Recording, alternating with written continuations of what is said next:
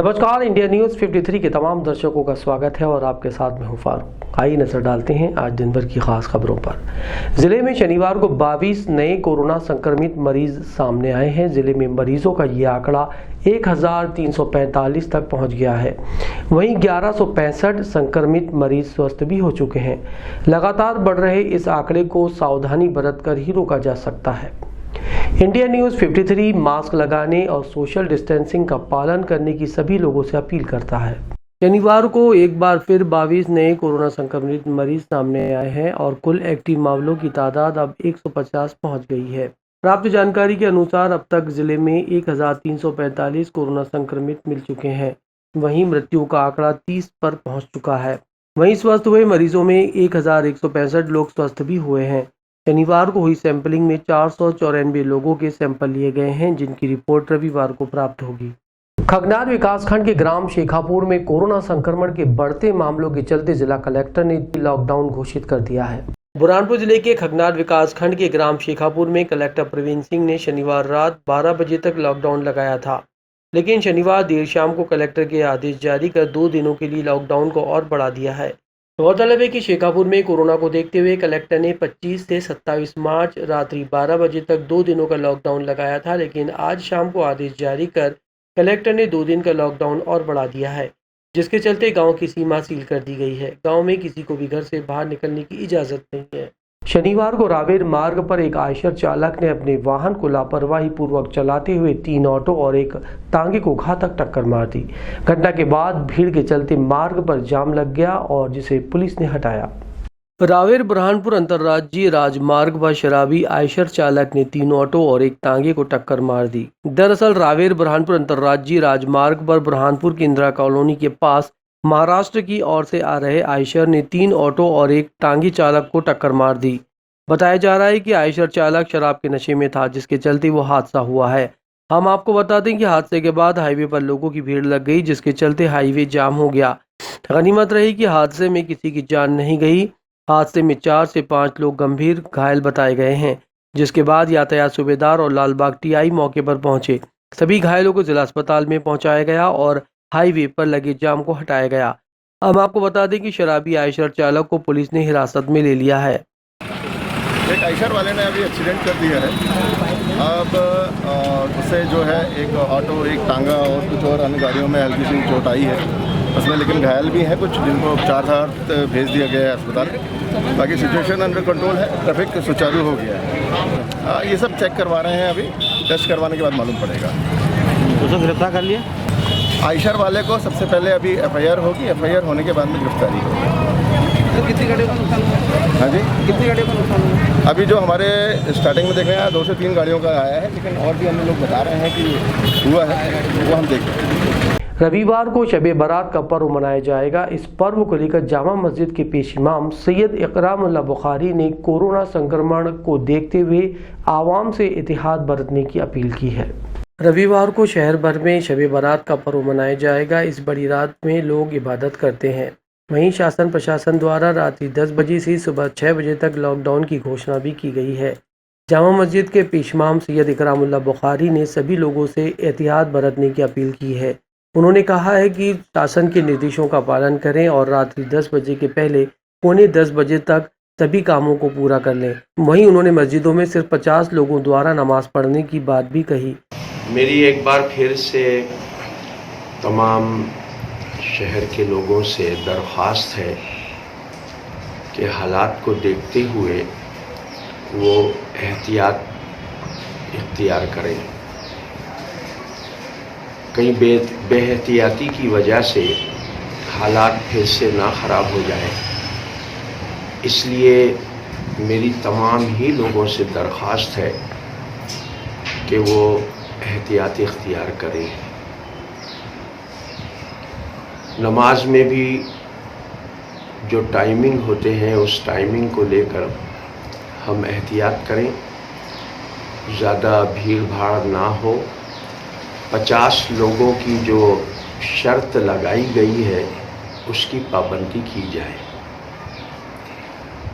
9 बजे नमाज का वक्त रखा जाए और 9:45 बजे तक के तमाम कामों से फारिग हो जाएं और मसाजिद के अंदर 50 लोगों से ज़्यादा को दाखिल ना होने दें और एहतियात रखें और बाज़ारों के अंदर भी एहतियात रखें। कब्रस्तानों में भी 10 बजे से पहले पहले जाकर हाज़िरी देकर सब लोग फारिग हो जाएं, क्योंकि 10 बजे के बाद से लॉकडाउन लगाने का जो ऐलान किया गया है उसको मद्देनज़र रखें और एहतियात के साथ में रहें ताकि आगे हमारे लिए सहूलतें हों। इसलिए अभी हम एहतियात कर लें, यही हमारे लिए बेहतरी है और मेरी तमाम हजरात से दरख्वास्त है। मुझे उम्मीद है कि इन तमाम चीज़ों की पाबंदी की जाएगी। शनिवार सुबह अमरावती रोड स्थित पाकीज़ा मॉल के जनरेटर में शॉर्ट सर्किट के चलते आग लग गई। इस आग पर अग्निशमन द्वारा पानी डालकर काबू पाया गया। शनिवार को एक बार फिर से पाकीज़ा मॉल में आग लग गई, लेकिन ये आग मॉल के अंदर नहीं बल्कि पाकीज़ा मॉल के पास लगे जनरेटर में लगी, जिससे क्षेत्र में अफरा तफरी का माहौल बन गया। सुबह करीब 11 बजे अचानक पाकीज़ा मॉल के पास लगे पाकीज़ा के जनरेटर में शॉर्ट सर्किट की आवाज़ आई। इसके बाद धुआं निकला। आसपास के लोगों ने जैसे ही देखा उसकी सूचना पाकीज़ा के कर्मचारियों को दी।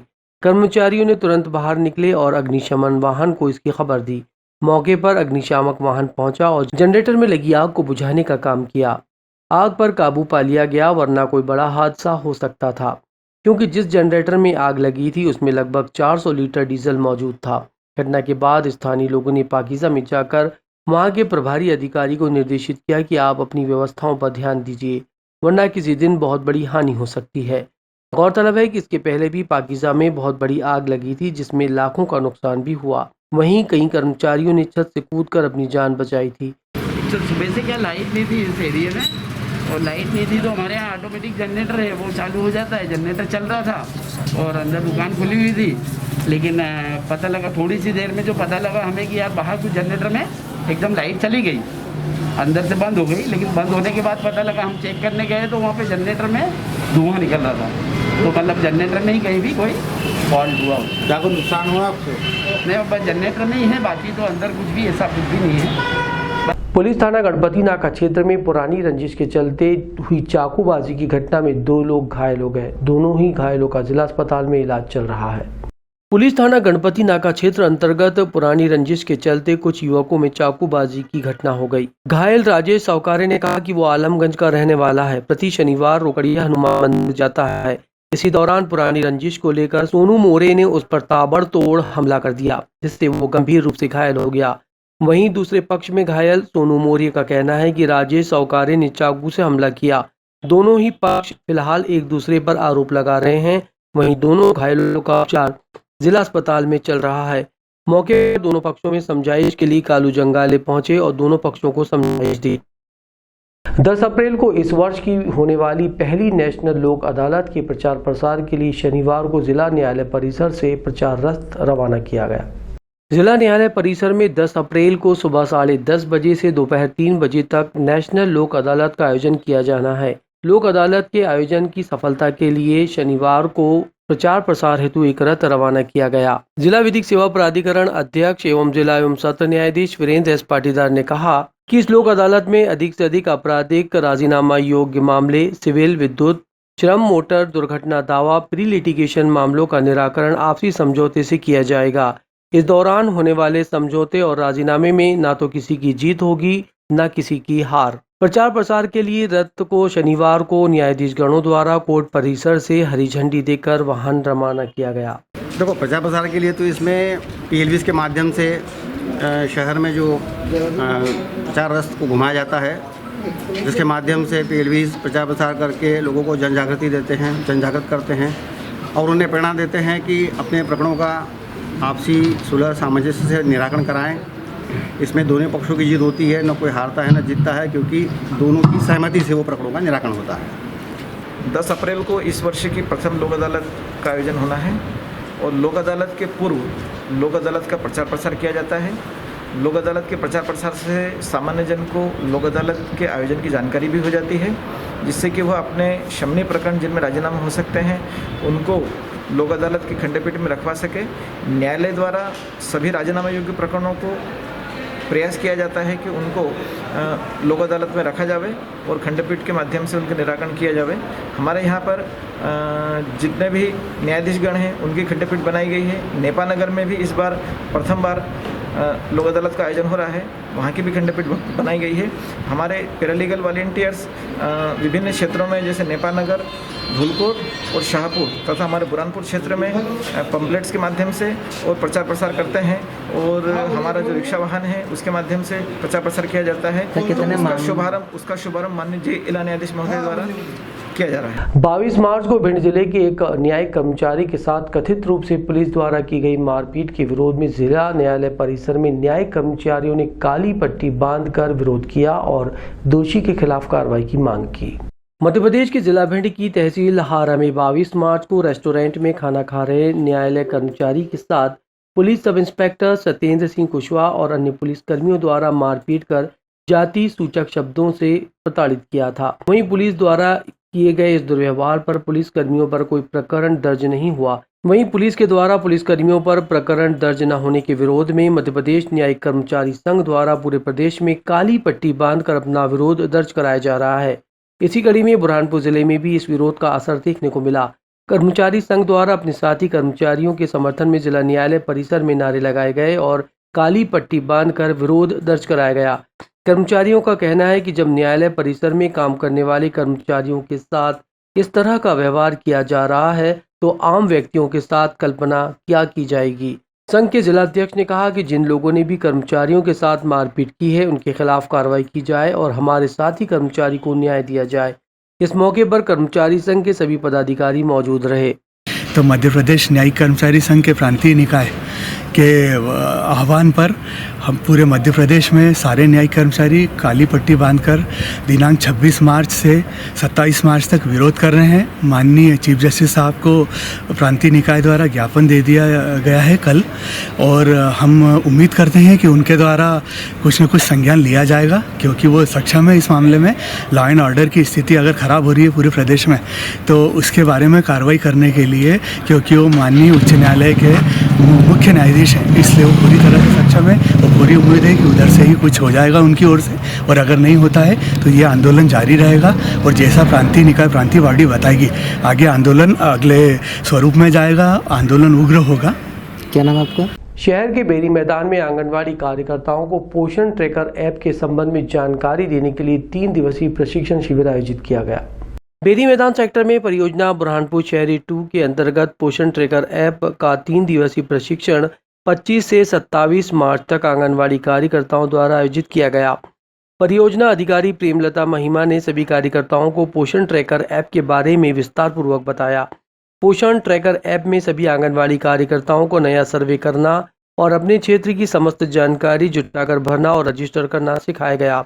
इस ऐप के माध्यम से समस्त हितग्राहियों की जानकारी एंट्री की जाएगी। वंदना इंगले पर्यवेक्षक ने सभी कार्यकर्ताओं को ये पोषण ट्रैकर ऐप कैसे डाउनलोड करना है और मोबाइल पर कार्य करने की जानकारी दी।